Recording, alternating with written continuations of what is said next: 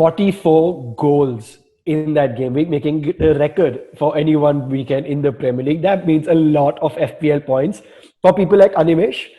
Not that much for me. In today's FPL episode, we're going to be looking at the game week 2 and building up to game week 3. So Annie finds himself at the top of the Football Pundits' mini league. Annie, great game week for you, and I'm going to pat both of us on the back here because our picks came off quite well. We said stick with your Spurs assets. We said go for Dominic Calvert-Lewin in a very moment where both of us just said his name together. Yeah. And all performed. Let's just quickly have a look at your team and where your points came from. So yeah, Karan, thank you for that. Yes, we did get we went by our instincts and we got that one correct. It's surprising to mention to our managers tuning in that we did not go for Calvert-Lewin, neither of us. But that is duly because we both decided that it was a preset notion we were going to take in Martial, right? And yes, I obviously do feel the pinch of not going for my instinctive pick for the game week.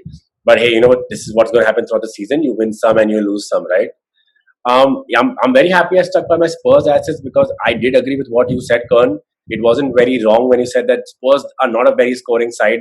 Even under Mourinho, they've had a few good games, but very cagey wonders as well. But you could see, this coming. You could see Spurs running riot. You could see the likes of Kane and Son just etching away, right? So those two have obviously been the one who saved the game week for me. And also something we spoke about in my episode with Abhishek, the one before you, where we discussed it was pointless to make a switch for the likes of a Mitrovic or a 6.0 striker, even if it was Che Adams. You had pressing moves to make the likes of taking in Salah, keeping him for Bruno, which did not work out for the guys who took Bruno. But hey, again, a tough one there. Other areas to focus on instead of switching out a 6.0, and I would say that even for game week 3.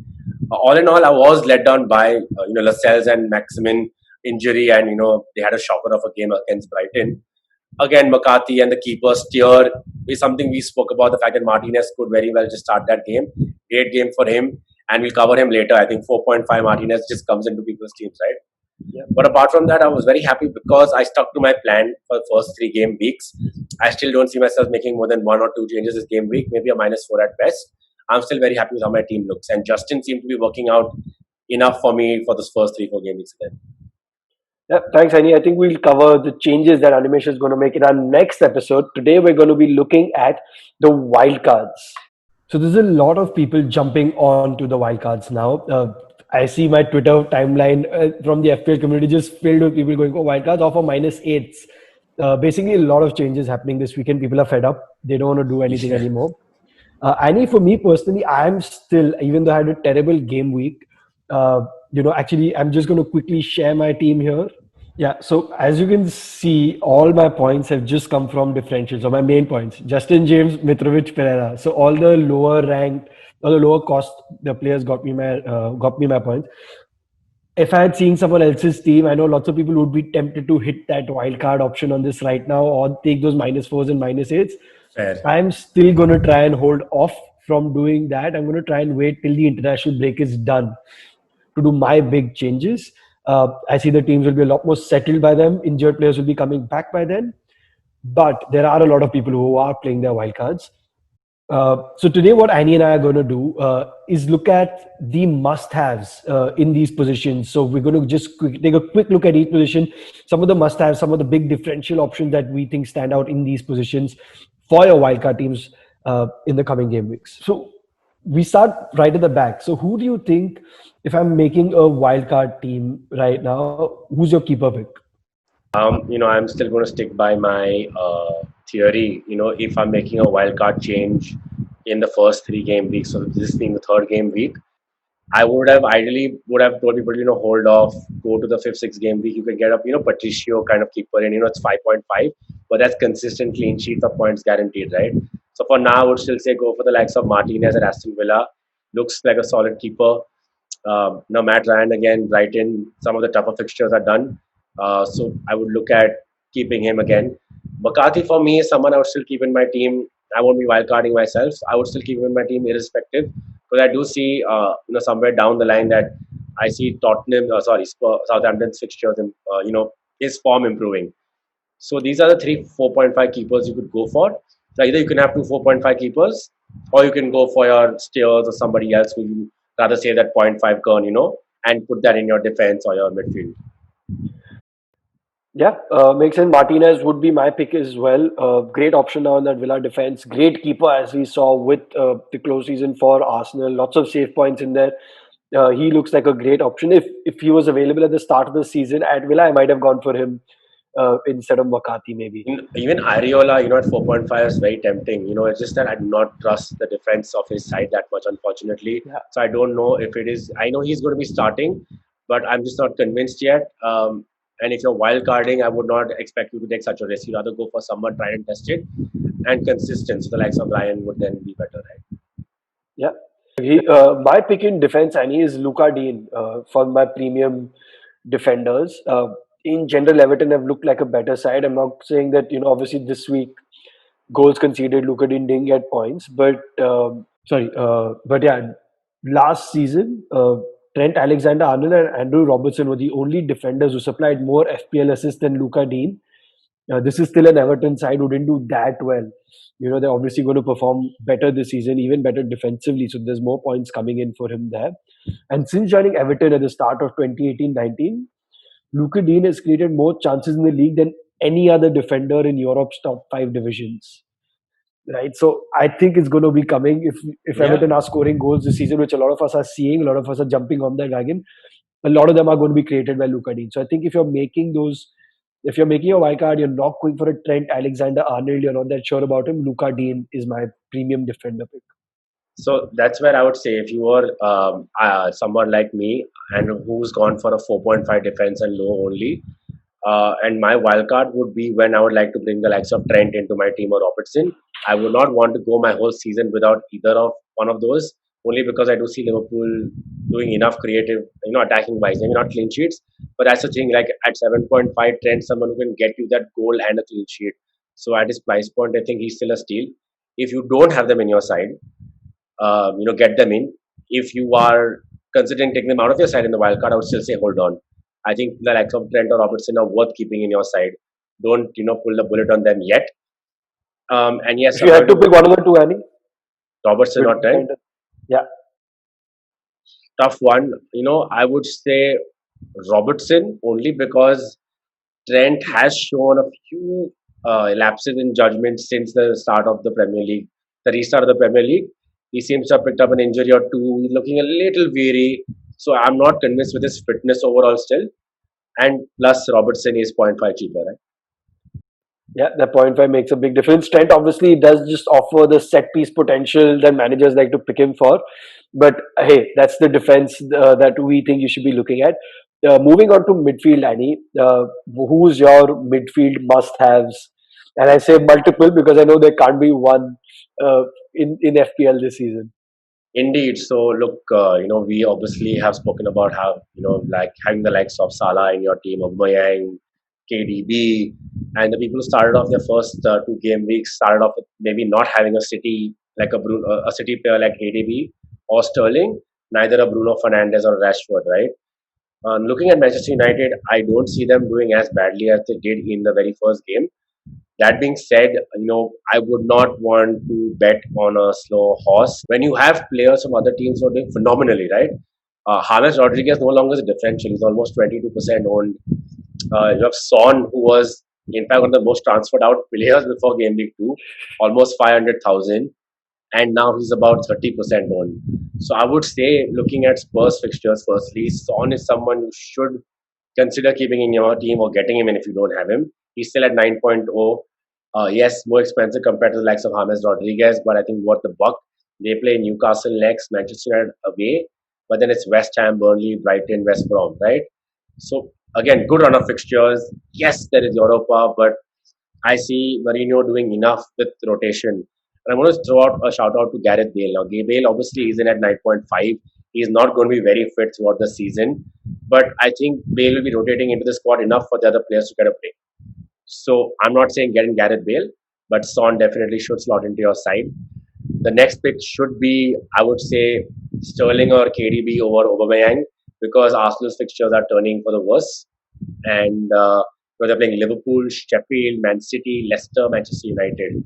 If I'm getting a wild carding right now, I do not want an Arsenal player, even though Aubameyang in my team would definitely backfire. Of course, Aubameyang has been a focal point. Karan, I want your views there actually. What do you think about Arsenal assets? Like, what do you think about Aubameyang and maybe Willian? Uh, See, Willian again. Obviously, there was the whole bandwagon that jumped on him. I think he was one of the most transferred in players for game week 2, zero returns. Aubameyang, at the price point, yes, he did provide an assist.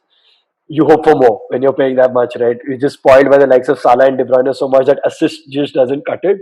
But the Arsenal's fixtures are just terrible, and yeah, they have performed in these fixtures towards the close of the season. But that's from if I'm an Arsenal fan looking at will my team get points on these games, I look at it. But from an FPL manager point of view, if I'm playing the wild card, there are so many better options at the price point. I'm not going to go for Aubameyang for sure. In fact, I'm going to transfer him. He is in my team. I'm not going to pay the wild card, but I'm going to transfer him out anyway. I'm bringing the likes of Kevin De Bruyne. So Interesting. I was actually about to ask you, KDB or Sterling, if you had to pick one.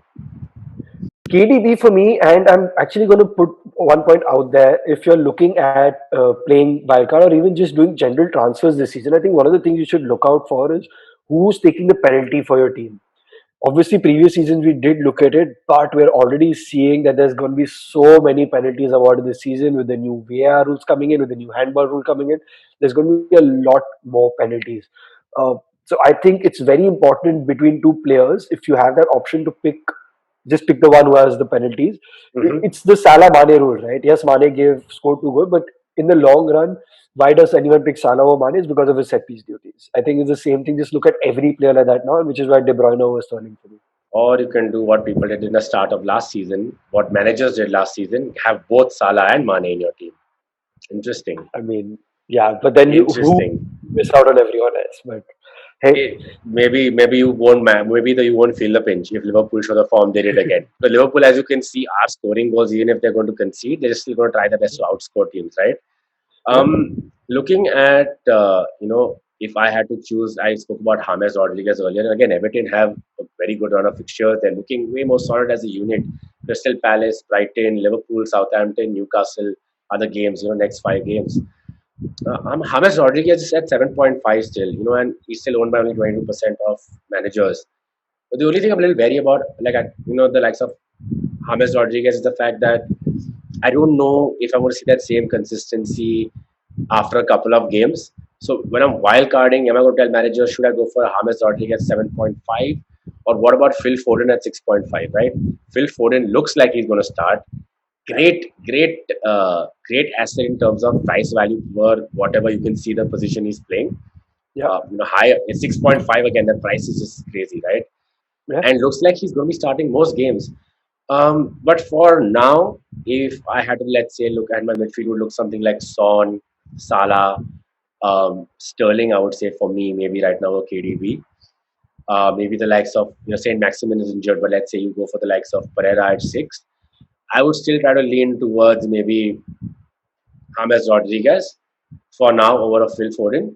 But I might personally, if I'm not doing a wild card and just making a one-off transfer, I might consider getting Phil Foden to my side. Yeah, Annie, this is the reason I'm not playing the wild card now, right? Is because I'm waiting for players to get fit, and Chelsea coming in changes the entire thing. More data, right? We just need more data.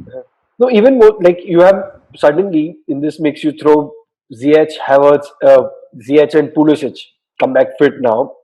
They might soon, as per Frank's latest presser, and it's a completely different game. This changes around, uh, and then your assets at different price points sort of change. But yeah, I mean, I think the must-haves basically what we're saying from midfield then are Salah, De Bruyne, maybe Sterling or Mane if you want to go for the other one over there. No Aubameyang because of Arsenal's fixtures, and if you're looking at the mid price point, then you have the likes of James Rodriguez you can look at, and if you want to go slightly lower, then you also have Phil Foden, who is a great route into an attacking City lineup. Again, shout out to the likes of Pereira 6.0, Fraser And at obviously the 6. difference, yeah, Since Maximin went off injured at 5.5, Fraser at 6 could be starting more.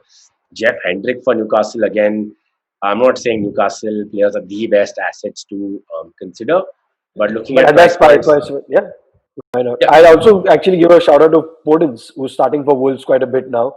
available at 5.5, seems to be part of Nuno Espirito's plans, because he started towards the end of last season as well.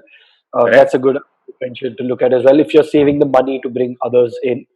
Obviously, in watching, make those transfers. Now, if you're not wildcarding, because you want to be saving those transfers in other premium positions, but if you are playing the wildcard, you're looking to save money, these are some of the differential picks that we offer in the midfield. Moving on to the strikers. For me, Timo Werner and is still a must-have. Yeah. Uh, I'm still not convinced on Harry Kane. I would rather have Son instead. If I'm looking at a Spurs asset, I am still banking on Martial, and I think Dominic Calvert-Lewin is my must-have in the lower price point bracket. Those are my three picks. Who are yours? I'm sticking, even if I don't have Mitrovic in my side, I would get Mitrovic at 6.0. Bamford did give those good returns. So now Bamford is someone at, I think now 5.7, his price has gone up. He's still someone that 0.3 to keep in your bank, right, as a third striker. I would say get the most out of Calvert-Lewin right now. So if you're wildcarding, get Calvert-Lewin into your side. And fair enough, I think Harry Kane at 10.5, someone you may not want to put in your side striker, because Spurs do tend to drop off in some games as well, right? The easy ones they should be winning. So I think keeping Werner at 9.5 is still a good option. But for me, Werner, where I mean, if Werner's not in your side right now, and Chelsea only have Havertz fit, and they don't have the likes of the other players yet, I would still then maybe hold off getting in Werner. I would still risk getting in Anthony Martial instead. I think Martial still has a good run of fixtures and will definitely be striking with the best players around him are fit, right? Problem is in the fitness right now. As we saw in the last game, the players are fit, they're there. So I would still say that 9 over 9.5, again another 0.5 to add to your midfielder. So you don't have to choose between a very poor 4.5 and 5 or 5.5 midfielder. Add all the money right there. That makes sense. My only worry with Bamford is he's been clinical so far. He scored off two of his three chances, I believe, that he's been given, but that's not how he plays. In the championship last season, he missed 77.3% of the big chances Yeah. that he had. So, Yeah. this could just be a blip. Yeah. So, obviously, I'm not going to say, bring in Bamford right now just for those reasons. That keep an eye out for him. If you have him, keep him. But I'm not going to bring him in. I'd rather, as you said, any look at the likes of Mitrovic instead. Yeah, and I think that's a good roundup of the players you should have, wildcarded. I will again put in not a differential striker per se, actually, but obviously Wolves have the best run of fixtures. Jimenez has got goals in him.